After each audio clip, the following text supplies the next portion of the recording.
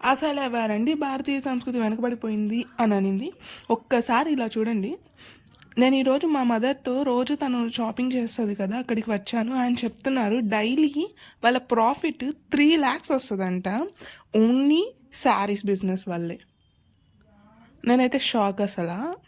ఇంతమంది women శారీస్ని first వాళ్ళు ఎంత రెస్పెక్ట్ ఇస్తున్నారు ఆ శారీ వేర్ చేయడానికి అండ్ పర్చేస్ చేయడానికి, అండ్ దట్ ఒక కలర్ కాంబినేషన్ కానీ డిజైన్లో కానీ అండ్ ద వే వాళ్ళు వాళ్ళ సెల్ఫ్ని వాళ్ళు అడ్రస్ చేసుకొని విచ్ క్లాత్ ఈస్ బెస్ట్ అని సెలెక్ట్ చేసుకొని అది వేర్ చేసి డైలీ రొటీన్గా ఇంప్లిమెంట్ చేసుకొని వాళ్ళ డైలీ లైఫ్లో అదొక రెస్పెక్ట్ఫుల్ థింగ్గా చూస్తున్నారు.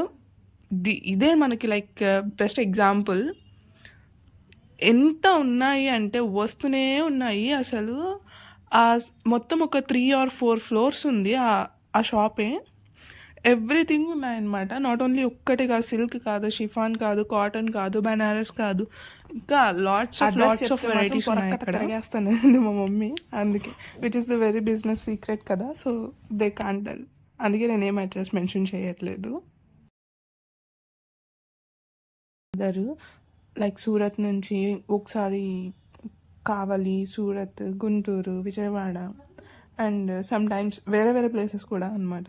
సో ఎక్కడ perfect cloth and perfect design and perfect reasonable ప్రైజెస్లో ఉంటాయో అక్కడే వెళ్ళి పర్చేస్ చేసి తీసుకొస్తారు. అందుకే మా మదర్ తెచ్చే శారీస్ మాత్రం లైక్ అసలు తను ఎప్పుడెప్పుడు తెస్తుందా అంటే, రేపు వస్తారు మా మదర్ అంటే వెయిట్ చేస్తూ ఉంటారు.